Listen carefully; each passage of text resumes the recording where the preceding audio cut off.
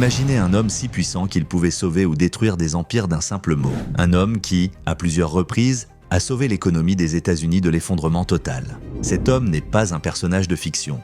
Il s'appelait J.P. Morgan et il était bien réel. Né en 1837 dans le Connecticut, John Pierpont Morgan semblait promis à la grandeur. Pourtant, derrière cette façade de richesse se cachait un enfant malade, souvent isolé.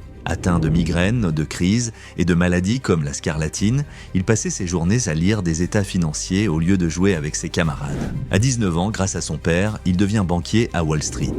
À 24 ans, après la mort tragique de sa jeune épouse Amelia, Morgan plongea corps et âme dans son travail. Pendant la guerre civile américaine, il évita le champ de bataille, mais profita largement du conflit. Par exemple, il acheta 5000 fusils rouillés au gouvernement pour les revendre avec un profit colossal de plus de 600%. Controversé ? Absolument, mais efficace. Ce qui rend Morgan fascinant, c'est qu'il ne se contentait pas d'être banquier. Il était visionnaire. Les chemins de fer, autrefois chaotiques, devinrent sous son contrôle des empires consolidés. Sa méthode, appelée « morganisation », fusionnait des entreprises rivales pour créer des géants inébranlables. Avec cela, il contrôlait un tiers des chemins de fer américains.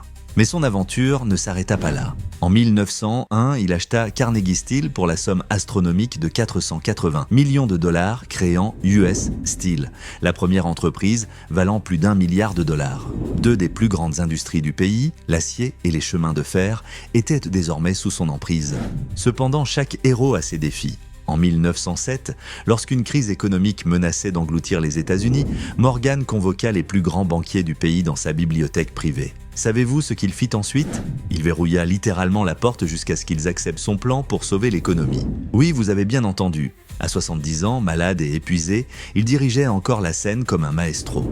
Mais ici vient le drame. Malgré ses succès, Morgan fut accusé d'avoir trop de pouvoir. On disait que l'économie américaine reposait entre les mains d'un seul homme. Lorsqu'il fut appelé devant le comité Pujo pour répondre de ses actions, il savait que son époque touchait à sa fin. Ironiquement, il devait monter à bord du Titanic, mais sa santé fragile l'en empêcha. Peut-être était-ce un signe des temps qui changeaient.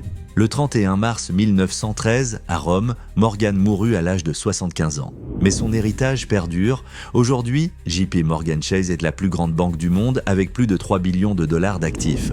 Alors, pensez-y la prochaine fois que vous entendrez ce nom. Derrière chaque histoire de succès se cache une vie pleine de risques, de pertes et de moments historiques. Morgan n'était pas juste un homme, il était une force qui a modelé le monde tel que nous le connaissons aujourd'hui. Abonne-toi pour plus de vidéos